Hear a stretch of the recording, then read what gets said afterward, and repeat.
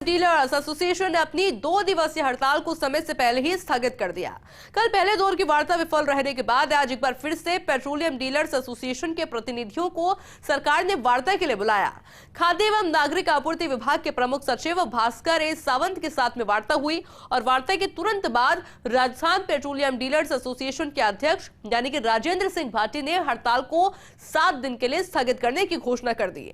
हालांकि उन्होंने कहा कि 7 दिन में डीलर्स कमीशन नहीं बढ़ाने और वेट कम नहीं करने की स्थिति में एक बार फिर से बड़ा आंदोलन किया जा सकता है। वहीं आज कुछ पेट्रोलियम डीलर्स हड़ताल में शामिल हुए, लेकिन अधिकांश डीलर्स के हड़ताल से दूरी बनाए रखने की खबरें आती रही। इस बीच पेट्रोलियम डीलर्स एसोसिएशन के एक मौन जुलूस भी निकाला गया और अपनी बात सरकार को जनता तक पहुंचाने की कोशिश की गई।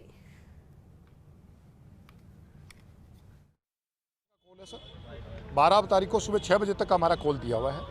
सरकार की हमारे मुख्यमंत्री स्तर तक से उनके माध्यम से राज्यवर्धन सिंह साहब के माध्यम से बात पहुंचा दी गई है और सरकार बिल्कुल सकारात्मक है।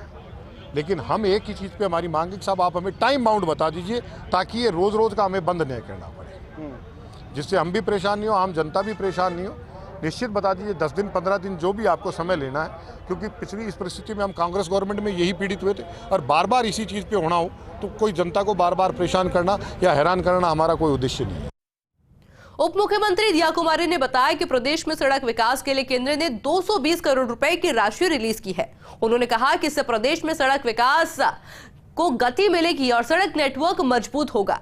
उप मुख्यमंत्री ने बताया कि केंद्रीय सड़क एवं अवसंरचना निधि CRIF ने तीसरे किस्त के रूप में प्रदेश को 219.93 करोड़ रुपए की राशि प्राप्त हुई है। उन्होंने कहा कि प्रदेश की डबल इंजन सरकार मुख्यमंत्री भजनलाल शर्मा के नेतृत्व में तेजी से विकास कार्य करवा रही है और इस स्वीकृति के लिए प्रधानमंत्री नरेंद्र मोदी और केंद्रीय सड़क परिवहन मंत्री यानी कि नितिन गडकरी का आभार जताते हुए उन्होंने कहा कि डबल इंजन सरकार में राजस्थान में जिस गति से काम हो रहा है उससे प्रदेश 2047 से बहुत पहले ही विकसित राज्य बन जाएगा।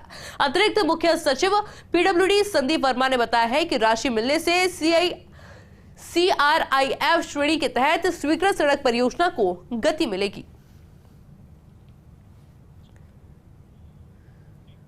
बीजेपी केंद्रीय चुनाव समिति की बैठक हुई। गुजरात की बची सभी 11 सीटों पर चर्चा की गई। सूत्रों के मुताबिक 5 सीटों पर नए चेहरे होंगे।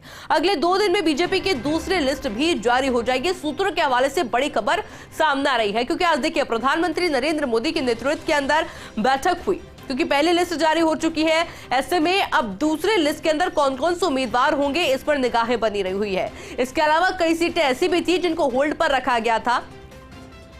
कई सीटें ऐसी है जहां पर नए चेहरों को उतारने की तैयारी की जा रही है और उसी को लेकर के आज बैठक हुई बीजेपी केंद्रीय चुनाव समिति की। और अब देखिए गुजरात की बची सभी 11 सीटों पर चर्चा होती रही और सूत्रों के मुताबिक 5 सीटों पर नए चेहरे हो सकते हैं। अगले 2 दिनों के अंदर बीजेपी की दूसरी लिस्ट भी जारी हो जाएगी। राजसमंद जिले को केंद्र सरकार की खेलो इंडिया योजना में बड़ी सौगात मिली है। योजना के तहत केंद्रीय खेल मंत्री अनुराग ठाकुर ने जिले के भाड़ा गांव में नवनिर्मित प्रदेश के चौथे हॉकी एस्ट्रो टर्फ खेल मैदान का वर्चुअली उद्घाटन किया। इस मैदान में क्षेत्र के खिलाड़ियों को अंतर्राष्ट्रीय स्तर की सुविधा मिल पाएगी। हॉकी राजस्थान के प्रदेश अध्यक्ष अरुण सारस्वत ने बताया है कि जयपुर, अजमेर, उदयपुर के बाद राजस्थान का चौथा astro turf hockey ground Rajsamand में तैयार हो गया है। केंद्रीय खेल मंत्री अनुराग ठाकुर के प्रयासों से ये मैदान तैयार हो पाया है और अब मैदान तैयार होने के बाद यहाँ की प्रतिभाओं को अंतर्राष्ट्रीय स्तर की सुविधा मिलेगी, जिससे कि खिलाड़ी देश विदेश में जिले का नाम रोशन कर पाएंगे। उन्होंने खेल मंत्री अनुराग ठाकुर से भी संभाग मुख्यालय पर ऐसे एस्ट्रो टर्फ हॉकी ग्राउंड बनाने की मांग की है। एक्चुअली क्या राजस्थान में एस्ट्रो टर्फ की बहुत कमी थी। एक टाइम था जयपुर में एक था, उसके बाद एक अजमेर में लगा, एक तीसरा उदयपुर में लगा और मुझे बहुत खुशी है कि आज राजस्थान में राजस्थान के चौथा एस्ट्रो टर्फ लग रहा है। जहां भारत सरकार के खेल मंत्री ने दिनों दिन राजस्थान पूरे हिंदुस्तान लेवल पे और राजस्थान में खेलों का जो विकास में महत्वपूर्ण योगदान दिया है, बजट आवंटित किया है, उसके लिए हम उनका आभार व्यक्त करते हैं। और अनुराग ठाकुर जी से स्पेशली हम मांग करते हैं कि राजस्थान में कम से कम संभाग मुख्यालय पे, राजस्थान में ऐसे बहुत से सेंटर हैं, अलवर, भीलवाड़ा, कई करौली, लोकसभा चुनाव को लेकर बीजेपी ने आमजन से संपर्क करना शुरू कर दिया है। बीजेपी वीडियो वैन के जरिए संकल्प पत्र में आमजन से सुझाव भी मांग रही है। झुंझुनू जिला अध्यक्ष बनवारी लाल ने बताया है कि संकल्प पत्र सुझाव के लिए सभी वीडियो वैन में सुझाव पेटिका लगाई हुई है। वीडियो वैन गांव और ढाणी जाकर सभी मोहल्लों में जाएगी ताकि ज्यादा से ज्यादा लोगों के सुझाव एकत्रित हो सके। संकल्प पत्र सुझाव समिति ये तय करेगी कि हर विधानसभा में एक संकल्प पत्र सुझाव पेटी पहुंचे और सही स्थान पर लगे। झुंझुनू जिला अध्यक्ष बनवारी लाल सैनी ने आगे बताया है कि 125 शहरों में केंद्रीय नेताओं के कार्यक्रम तय होंगे। इस दौरान जिला प्रमुख हर्षिनी कुलहरी, बीजेपी जिला उपाध्यक्ष प्यारेलाल झूकिया सहित कई पदाधिकारी मौजूद रहे। भारतीय जनता पार्टी पब्लिक से उनके विचार संग्रहण करने के लिए जो एलईडी वैन और संकल्प पत्र की सुझाव पेटियां प्रत्येक गांव में भेज रही है। आप उनके सर्वोच्च माध्यम है, आपके माध्यम से जब ये बात जाएगी तो प्रत्येक गांव में ये भावना होगी कि जब भी वैन आए तो अपने अपने सुझाव, गांव की समस्याएं, वो सब भारतीय जनता पार्टी को अवगत कराने के लिए उस वैन के माध्यम से पार्टी को भेजेगी। उनकी भावनाएं पार्टी तक पहुंचेंगी। पूर्व मुख्यमंत्री अशोक गहलोत ने राजस्थान में पेट्रोल पंपों की हड़ताल को लेकर बीजेपी पर हमला बोला। गहलोत ने कहा कि जनता को भ्रमित करने के लिए असत्य बोला कि चुनाव जीतते ही राजस्थान में पेट्रोल डीजल के दाम कम करेंगे। ऐसे में देखिए, इलेक्टोरल बॉन्ड मामले को लेकर भी गहलोत ने केंद्र पर निशाना साधा।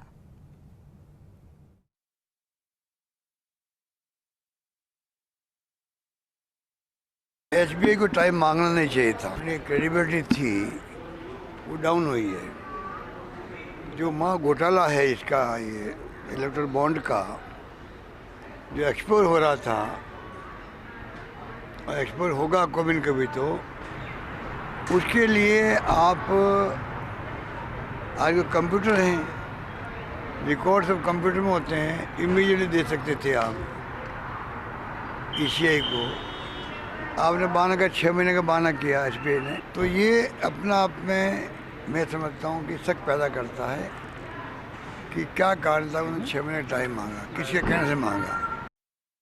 देश के प्रधानमंत्री नरेंद्र मोदी द्वारा जनता से किए गए वादे को निभाते हुए भारत देश में नागरिकता संशोधन अधिनियम यानी कि सीएए लागू हो गया है।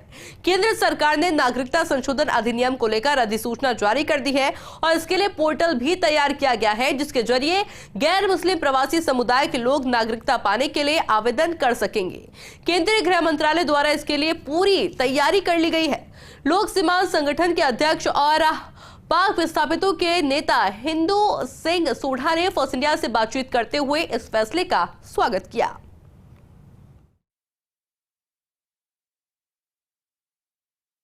सिटीजन अमेंडमेंट एक्ट लंबे समय से लंबित था, भारतीय जनता पार्टी के एजेंडे में शामिल था, घोषणा पत्र में उल्लेख था, कई बार भाजपा के शीर्ष नेताओं ने अपने संबोधन में भी कहा था, माइंड मेकअप था, सबको पता था कि ये लागू होना है। अभी अधिसूचना जारी हुई है, तस्वीर अभी बाकी है, लेकिन पहले दिन जिस तरह की प्रतिक्रियाएं आ रही है उसके चलते लगता है कि इसको चुनाव से जोड़कर देखा जा रहा है, क्योंकि कभी भी चुनाव की आचार संहिता लग सकती है। सच्चाई क्या है ये सब जानने के लिए पाक विस्थापित जो नेता हैं हिंदू सिंह सोढ़ा हमारे साथ हैं, जो सीमांत लोक संगठन के अध्यक्ष भी हैं। उनसे जरा बात करते हैं, किस रूप में आप देखते हैं कि पहली प्रतिक्रिया क्या है? देखिए, हम लोग तो बहुत लंबे अरसे से इस बात का इंतजार कर रहे थे कि बहुत सारी अड़चनें आ रही थी नागरिकता लोगों को लेने के अंदर और सरकार को आ रही थी देने के अंदर। तो एक अमेंडमेंट अपेक्षित था और उस अमेंडमेंट में जैसे अब इस सीए को अगर आप ले लें तो इसके अंदर जो 7 साल और 12 साल का है उसको 6 साल किया है, अच्छी बात है। लेकिन जो एक डेट रखी है 31 दिसंबर 2014 तक का लोगों को फायदा मिलेगा, मतलब पूरे 10 साल उसके बाद आए हुए जो लोग हैं उनको इससे वंचित रहना पड़ेगा। 10 साल की बात कर, 10 साल में कितने ऐसे लोग होंगे जो नागरिकता के लिए हैं और लेकिन उनको नहीं मिल पा रहा है ये लाभ? देखिए, पहली बात तो ये है कि आज की तारीख में अगर हम राजस्थान को लें तो राजस्थान के अंदर 35,000 वो लोग हैं जिनको कि नागरिकता की दरकार है। अब रही बात कि सीए के अंदर जो है वो इसमें 10 साल के अंदर भारी तादाद में लोग आए हैं, तो आप ये मान के चलें कि इसका फायदा जो है 30 से 40% लोगों को ही मिलेगा, लेकिन जो बाकी एक बहुत बड़ा वर्ग है 50 से 60%, वो इससे वंचित रह जाएंगे, क्योंकि उनको जो नागरिकता तो मिलेगी लेकिन उनको उसी पुराने 1955 सिटीजनशिप एक्ट के तहत मिलेगी। तो हम ये कह रहे थे कि क्योंकि आने वाली जो जनरेशन्स हैं, जिसमें खास करके थर्ड जनरेशन की बात है, जिसको कि अभी दरपेश है ये सब परेशानियां, और आने वाले और भी लोग होंगे, तो इन सबको मद्देनजर रखते हुए जब आप एक्ट करने जा रहे हैं, उसके लिए मेरा अभी भी एक सुझाव है, जब आपने ये लागू ही कर दिया है तो एक सुझाव है कि आप एक नोटिफाई करें बाकायदा, और उसमें डेट को हटा करके एक अनिश्चित काल के लिए इसको करेंगे, जो भी आएगा उसको ये फायदा मिलेगा। कुल मिलाकर के हिंदू सिंह सोडा ने साफ तौर पे स्वागत किया है और कहा है कि हमारी मेहनत रंग लाई। लेकिन जो कुछ अमेंडमेंट की बात करें कि 2014 से 2024 के बीच में पाकिस्तान से जो आए हैं वो आखिर कहाँ जाएंगे, वो संख्या बड़ी है।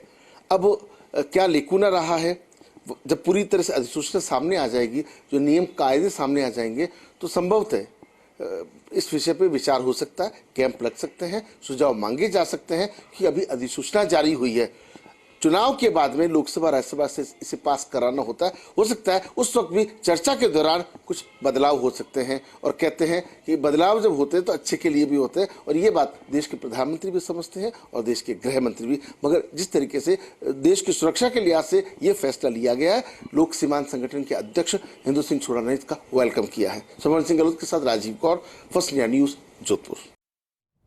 मोदी सरकार ने आगामी लोकसभा चुनाव से पहले नागरिकता संशोधन कानून का नोटिफिकेशन जारी कर दिया है, और इसी के साथ ही पड़ोसी देश के अल्पसंख्यक भारत की नागरिकता ले सकेंगे।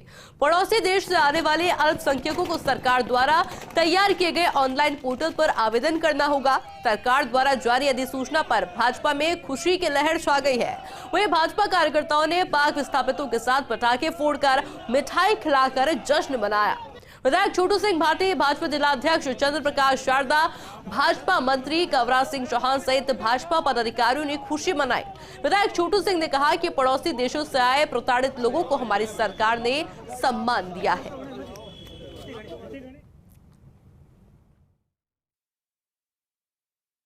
सिटीजन अमेंडमेंट एक्ट पास होना बहुत बड़ी खुशी होती है। उनके घर में देखा जाए तो सबसे बड़ा त्योहार आज आया है। उन्होंने बहुत बड़ी अपेक्षा रख के हिंदुस्तान में आए थे कि हमें ये पीड़ित हैं पड़ोसी देश से, और यहाँ पहुँचे तो आज उनके लिए खुशी, क्या अपार खुशी है। और मेरे साथ जितने भी मानव पाक विस्थापित आए थे, उनको आज खुशी का कोई ठिकाना नहीं है। सीमांत जिले में जो हमारे 2014 के टाइम जो वीर शरणार्थी भाई पाकिस्तान से प्रताड़ित होकर यहाँ आए थे, उनमें भारी खुशी है। आज दीपावली जैसा माहौल है, सब एक दूसरे को मिठाई खिला करके, पटाखे फोड़ करके एक दूसरे को बधाई दे रहे हैं। अभी आपको हमारे जिला प्रमुख ने, जिलाध्यक्ष जी ने विस्तार से बताया है। मैं ये कहना चाहता हूँ कि 2019 में हमारा जो मैनिफेस्टो था उसमें कहा गया था, हमारे देश के यशस्वी प्रधानमंत्री जी ने, हमारे राष्ट्रीय अध्यक्ष जी ने, कि भारतीय जनता पार्टी की सरकार आएगी जब आपको कानून से लिया जाएगा। जयपुर में राजस्थान वक्फ बोर्ड में अहम बैठक का आयोजन किया गया, जिसमें जयपुर के वक्फ बोर्ड की बेशकीमती जमीनों पर सालों से काबिज किराएदारों का किराया बढ़ाने का निर्णय लिया गया। एमआई रोड, नवाब कल्लन के बाग की दुकानों के किराएदारों को बुलाकर किराया बढ़ाने के निर्देश दिए गए हैं। इस दौरान जिन किराएदारों ने किराया बढ़ाने से इनकार किया, उनके खिलाफ संपत्ति खाली करवाने की कार्रवाई शुरू की गई, और साथ ही बोर्ड की जमीनों का संरक्षण करने व कब्जों को खाली करवाने को लेकर भी बैठक में निर्णय पास किया गया।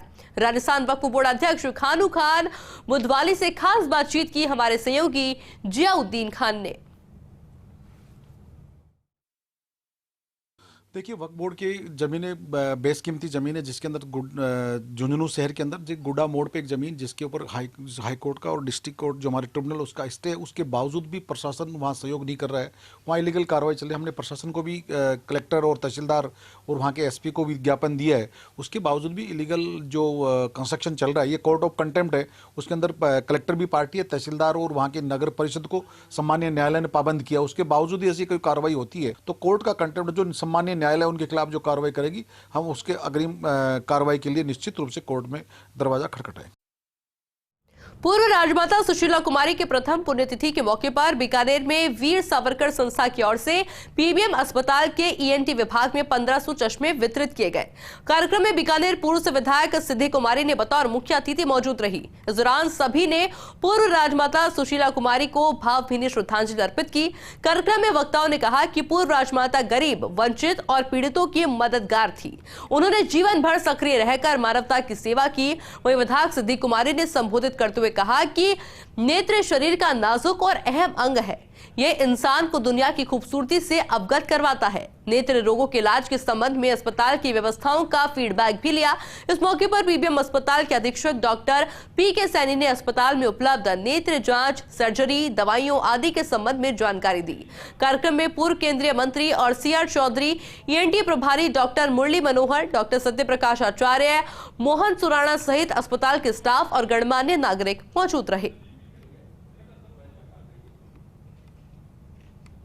बहुत जल्दी टाइम बीत गयो है और इत तो 1 साल हो गयो है। हमारा ग्रैंड मदर ने वितरण करन रो बहुत शौक थो, तो आज वितरण रे समारोह में आई हूँ। उमेश सिंह जी, मोहन जी, वैद साहब इतो अच्छा चश्मा रो कर रहा है। आई एक बहुत वाइटल ऑर्गन है और बीरे वास्ते जो देखो आपकी ओपीडी भी इतनी भरोड़ी है, तो जितना लोग लाभ ले सी तो अच्छो लाग।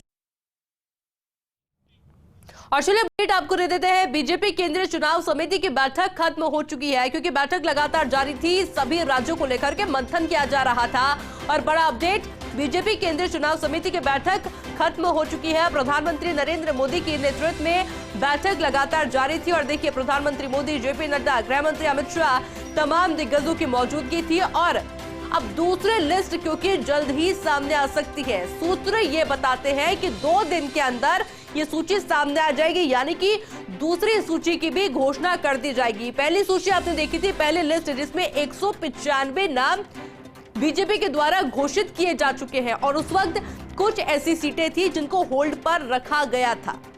और अब जब दूसरी लिस्ट सामने आएगी तो उसमें भी कई महत्वपूर्ण नाम होने वाले हैं, क्योंकि कई कांग्रेसी दिग्गजों ने बीजेपी भी ज्वाइन की है और इसी को लेकर के बड़ा मंथन होता हुआ नजर आ रहा था। हर राज्य को लेकर प्रधानमंत्री नरेंद्र मोदी ने फीडबैक लिया और उसके बाद अब समझा जा सकता है कि अगले 2 दिन के अंदर दूसरे लिस्ट की भी घोषणा कर दी जाएगी। प्रतापगढ़ थाना पुलिस ने वारदात के फिराक में हथियार लेकर घूम रहे 2 बदमाशों को पकड़ लिया है। वारदात करने निकले बदमाशों का पुलिस ने पीछा कर उनकी बाइक रुकवाई और इनके कब्जे से एक पिस्टल व कारतूस बरामद कर उन्हें गिरफ्तार कर लिया।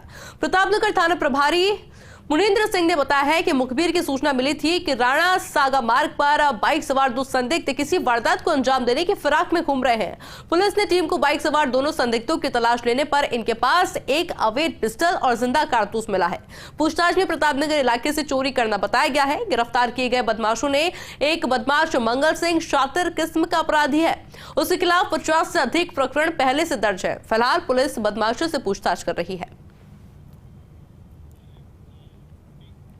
उप निरीक्षक भर्ती परीक्षा 2021 पेपर लीक मामले को लेकर राजस्थान एसओजी की कई टीम जांच में जुटी है। एसओजी की ओर से रिमांड पर लिए गए 14 ट्रेनी सब इंस्पेक्टर से पूछताछ की जा रही है। परीक्षा में डमी अभ्यर्थी बैठाने के मामले में चिन्हित किए गए अभ्यर्थियों से कई हस्ताक्षर कराए गए हैं और साथ ही लेख भी लिखवाए गए हैं। इनकी जांच एफएसएल टीम कर रही है और माना जा रहा है कि परीक्षा में लिखावट का मिलान नहीं होने पर संदिग्ध अभ्यर्थियों से भी सख्ती से पूछताछ की जाएगी। एसओजी अधिकारियों ने कई और अभ्यर्थियों की सूची तैयार की है, जिन्हें पूछताछ के लिए जल्द ही बुलाया जाएगा। वहीं गिरफ्तार 14 आरोपियों को रिमांड अवधि पूरी होने के बाद मंगलवार को फिर से कोर्ट में पेश किया जाएगा।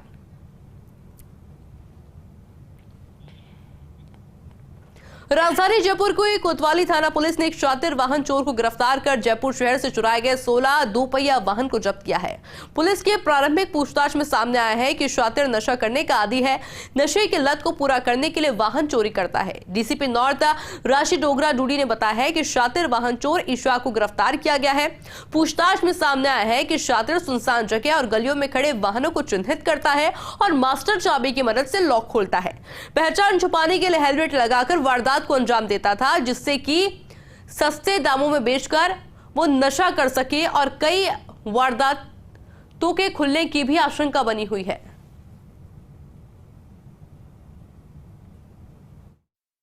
कोतवाली पुलिस को बहुत अच्छी सफलता मिली है अपने अधिकारियों के नेतृत्व में, और हमने एक दोपहिया वाहन चोर को गिरफ्तार किया है, जिसके पास से हमें 16 दोपहिया वाहन की चोरी हमने बरामद कर ली है। 16 दोपहिया वाहन बरामद कर लिए हैं, जिसमें से नॉर्थ के 13 दोपहिया वाहन हैं और बाकी 3 अन्य ज़िलों के हैं, जयपुर कमिश्नरेट के। और इससे अभी हम और पूछताछ करेंगे तो हमें पूरी उम्मीद है कि हम और भी वाहन बरामद कर पाएंगे। अवैध हथियारों की सूचना पर राजधानी जयपुर की वेस्ट पुलिस ने बड़ी कार्रवाई को अंजाम दिया। शहर के हरमाड़ा इलाके में डीएसटी वेस्ट और हरमाड़ा थाना पुलिस ने संयुक्त कार्रवाई को अंजाम देकर अवैध हथियारों के साथ 3 आरोपियों को गिरफ्तार किया है। पुलिस गिरफ्त में आए आरोपी उर्वेश मीणा, आकाश बंजारा और कुश अग्रवाल है। पुलिस की माने तो शहर में अवैध हथियार के साथ कुछ युवकों के घूमने की सूचना मिली थी। वेस्ट पुलिस ने सूचना के आधार पर हरमाड़ा इलाके में कार्रवाई को अंजाम देकर 3 आरोपियों को पकड़ लिया है। पुलिस ने एक आरोपी के कब्जे से एक पिस्टल, एक देशी कट्टा और जिंदा कारतूस भी बरामद किया। कार्रवाई के दौरान बदमाशों ने भागने का प्रयास किया और पत्थरों पर गिर गए। पत्थरों पर गिरने से 2 बदमाश के पैर में चोट लगी है, उन्हें इलाज के लिए अस्पताल भेजा गया है। प्रारंभिक जांच में सामने आया है कि पकड़े गए बदमाशों से 2 के खिलाफ हत्या के मामले भी दर्ज है। सब इंस्पेक्टर परीक्षा में धांधली के चलते भर्ती निरस्त करने की मांग को लेकर छात्रों ने पैदल मार्च निकाला है। पैदल मार्च गुजर की थड़ी से करीब 3 किलोमीटर की दूरी तक निकाला गया।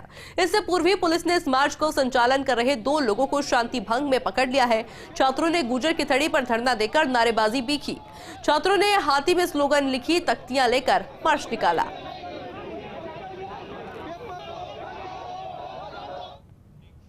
जयपुर में सचिवालय के ठीक सामने पशु प्रेमियों ने श्री गंगानगर में हुई बेजुबानों पर क्रूरता को लेकर धरना प्रदर्शन किया। आरोपियों पर सख्त कार्रवाई हो और उन बेजुबानों को न्याय मिले, इसको लेकर पशु प्रेमियों ने सीएम को पत्र लिखा और साथ ही बेजुबानों के लिए नारेबाजी की। उन्होंने कहा कि इस मुद्दे पर जल्द से जल्द कार्रवाई हो और दोषियों को सजा मिले। वही कार्रवाई नहीं होने पर पशु प्रेमियों ने भारी संख्या में एकत्रित होकर धरना प्रदर्शन की चेतावनी दी है। पशु प्रेमियों से खास बातचीत की सहयोगी शिवांगी सिंह राव ने। यहाँ पर 6 पपीज को जिंदा जला दिया गया और लोग देखते रह गए और पुलिस देख रही है। जिसने जलाया वो खुले घूम रहा है। और इसी तरह से हर जगह जब हम इस तरह सुनते हैं कि बेजुबानों को इस तरह से मारा जा रहा है, जलाया जा रहा है, पीटा जा रहा है और उनके बच्चों तक को नहीं बख्शा जा रहा है, तो अब बेजुबानों की जबान बनने के लिए यहाँ पर मुझे लगा कि एक यही तरीका है कि मुख्यमंत्री जी से मैं गुहार लगाऊं कि जिस भी तरह से अपना देश जो अहिंसा के नाम पे पूरी दुनिया में जाना जाता है, उसका एक उदाहरण एक छोटा सा दिखाएं। लोक परिवहन बस ने बाइक को चपेट में लिया है। इस दौरान बाइक सवार दोनों युवक टायर के नीचे आ गए। बस दोनों को 50 फीट घसीटते हुए ले गई, जिससे दोनों युवकों की मौत हो गई है। हादसा सीकर के फतेहपुर में जयपुर चूरू हाईवे पर निमावत स्कूल के सामने हुआ। बस ने बाइक को सामने से टक्कर मार दी। जानकारी के अनुसार लोक परिवहन की बस चूरू से सीकर की ओर जा रही थी और इसी दौरान निमावत स्कूल के सामने बस ने सामने से आ रही बाइक को चपेट में ले लिया। मौके पर मौजूद लोगों ने पुलिस और एम्बुलेंस को हादसे की सूचना दी, जिसके बाद पुलिस मौके पर पहुंची और दोनों शवों को मोर्चरी में रखवाया गया। वहीं बस ड्राइवर बस को छोड़कर फरार हो गए।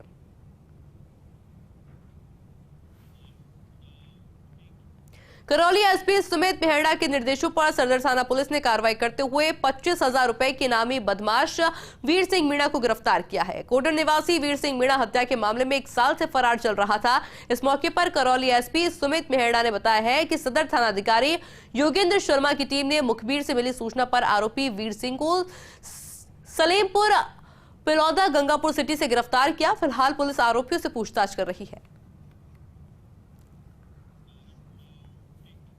कोटा के महावीर नगर थाना इलाके के संतोषी नगर नाले में अधेड़ का शव मिलने से सनसनी फैल गई। सूचना पर पहुंची पुलिस ने शव को बाहर निकलवाया है। शव की शिनाख्त नहीं हो पाई है। मृतक के हाथों पर इंजेक्शन के निशान मिले हैं। आशंका है कि अधेड़ नशे का आदी था। नाले में गिरने से चोट लग गई। पुलिस अब इस पूरे मामले को लेकर जांच पड़ताल में जुटी हुई है। नाले में एक अज्ञात व्यक्ति पड़ा हुआ है। आकर देखा तो ये तो बिल्कुल अकड़ा हुआ है, नावाल से हालत नहीं है। जिसके आसपास वालों ने किसी ने पहचान नहीं। स्नेक की टाइप ही लग रहा है, इंजेक्शन लगा रखे हैं सारा शरीर भी, और मुंह पर थोड़ी बहुत गिरने से चोट आ सकती है। जोधपुर शहर के निकटवर्ती बोरानाड़ा में नैनोमैक्स आवासीय कॉलोनी में बीते दिनों एक वृद्ध का ब्लाइंड मर्डर हो गया है। पुलिस ने वारदात का खुलासा करते हुए आरोपी को गिरफ्तार किया। आरोपी ने वृद्धा की बहू के इशारे पर इस वारदात को अंजाम दिया। हत्या आरंभिक तौर पर पेचकस से करना सामने आया है। वहीं बहू को फिलहाल हिरासत में नहीं लिया गया है, मगर उससे पूछताछ जारी है। अवैध संबंधों के चलते हत्या करना प्रारंभिक तौर पर सामने आया है। आरोपी फैक्ट्री में काम करता था। हत्या के बाद से वो फरार हो गया। पुलिस ने इस मामले में राहुल सुधार नाम के युवक को गिरफ्तार किया है। पुलिस उपायुक्त पश्चिम राजेश यादव से मामले का खुलासा करते हुए बताया है कि मामले में एक आरोपी राहुल सुधार को गिरफ्तार किया गया है। फिलहाल पुलिस आरोपी से पूछताछ कर रही है।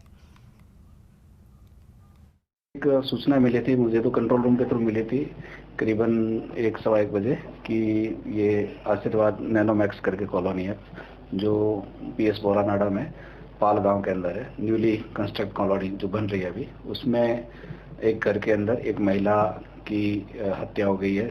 ब्लड से लथपथ डेड बॉडी मिली है, जिस पर ऐसे हमारी जो थाने की टीम है वो पहले पहुंच गई थी और आने पे पता चला कि ये एक संतोष देवी हैं जो कि करीबन 60 वर्ष उम्र की थी, विधवा थी और उनके 2 बच्चे हैं। जिस समय ये वारदात हुई उस समय एक उनका 5-6 साल का बच्चा जो पोता था वो घर में था। जोधपुर के राजकीय नर्सिंग महाविद्यालय में स्नातक और स्नातकोत्तर पाठ्यक्रम पिछले काफी सालों से संचालित किए जा रहे हैं, जिसमें भारतीय नर्सिंग परिषद ने BSc नर्सिंग पाठ्यक्रम और MSc नर्सिंग की सीटों में बढ़ोतरी की है। इस मौके पर जोधपुर राजकीय नर्सिंग महाविद्यालय के प्रधानाचार्य मुकेश चितरवाल ने बताया है कि इसके लिए हाल ही में भारतीय नर्सिंग परिषद के निरीक्षण दल ने महाविद्यालय का निरीक्षण किया था। परिषद की कार्यकारिणी समिति ने महाविद्यालय में सीटों की वृद्धि पर BSc नर्सिंग में 100 सीट और MSc नर्सिंग में 25 सीट प्रतिवर्ष की स्वीकृति दी है। MSc नर्सिंग में INC ने पहली बार 5 seat mental health nursing speciality की स्वीकृति दी और अब महाविद्यालय में PG की समस्त स्पेशलिटी में अध्ययन की सुविधाएं उपलब्ध हो गई हैं।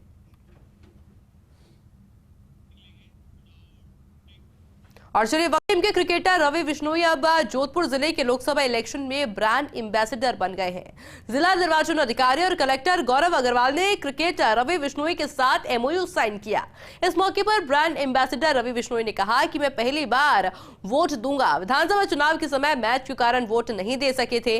उन्होंने यूथ से वोट की अपील की। वहीं कलेक्टर गौरव अग्रवाल ने कहा कि आज हमारे बीच T20 की दुनिया के नंबर 1 गेंदबाज मौजूद है। रवि की सरलता का हर कोई कायल है। हमारे छोटे से अनुरोध पर वे जोधपुर आए और हमसे जुड़ गए हैं। इसके अलावा युवा मतदाताओं को मतदान जागरूकता कैंप दिया जाएगा, जिस पर रवि बिश्नोई ने हस्ताक्षर किए हैं। बिल्कुल, जो आगामी लोकसभा चुनाव हो रहा है, लोकसभा चुनाव, तो उसके लिए ब्रांड एम्बेसडर बनाया। मैं सभी से निवेदन करूंगा कि अपने वोट का महत्व समझें और ज़्यादा से ज़्यादा वोट करें। तो इस चीज़ का निवेदन करने आया। मैं फर्स्ट टाइम वोट रहूँगा, क्योंकि जो अभी वो चुनाव हुए तो उस टाइम मेरा मैच चल रहे थे, तो उस टाइम मैं अनलकी रहा, मतलब दे नहीं पाया, बट इस बार जरूर कोशिश करूँगा।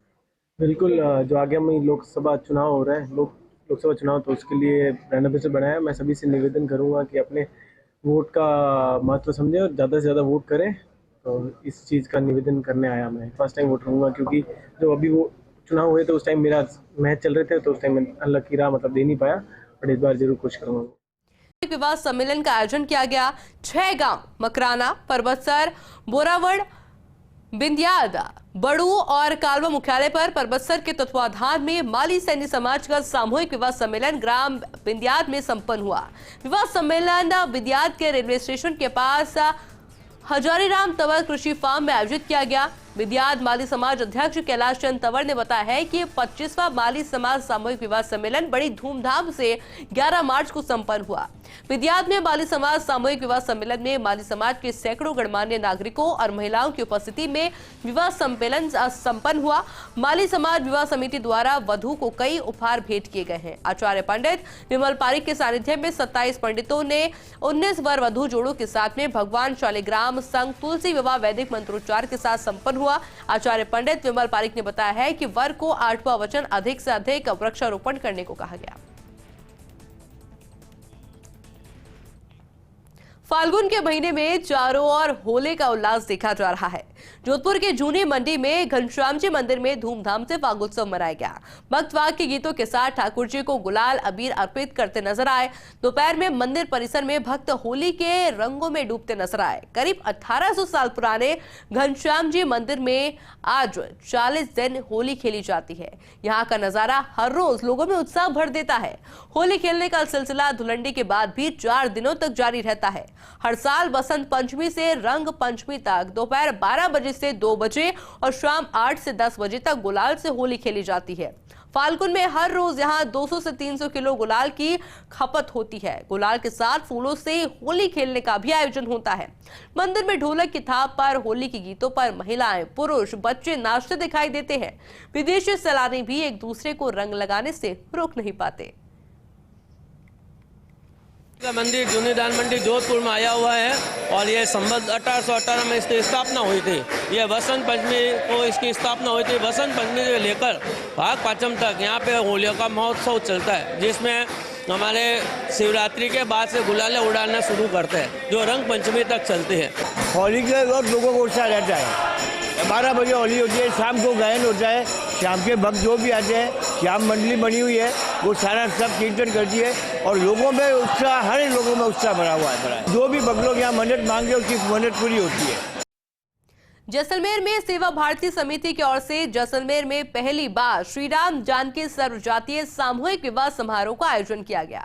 जैसलमेर के मुक्तेश्वर महादेव मंदिर प्रांगण में किया गया आयोजन सेवा भारती समिति और योजन समिति की ओर से हनुमान चौराहा स्थित महावीर सेवा सदन में 5 दूल्हों के साथ मुख्य बाजार से बारात निकाली गई। बारात मुख्य मार्गों से होते हुए आयोजन स्थल मुक्तेश्वर महादेव मंदिर प्रांगण में पहुंची। वहीं मंगल घड़ी में सभी जोड़ों का सामूहिक वरमाला कार्यक्रम हुआ।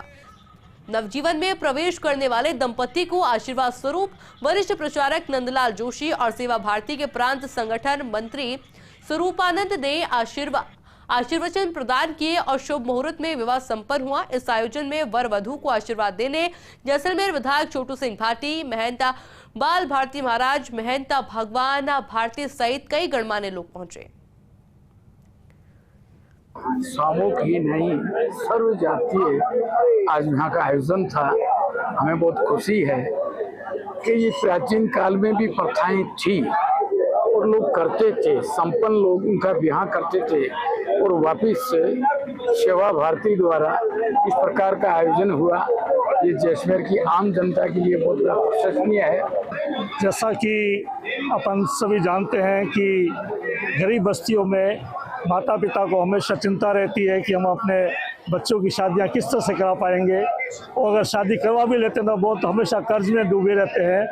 ऐसा विचार करके सेवा भारती ने एक योजना तैयार की, जिसमें हमने गरीब जोड़ों से जिनकी सगाई हो रखी थी उनसे संपर्क किया और निवेदन किया कि हम एक सर्वजातीय विवाह समारोह करवा रहे हैं।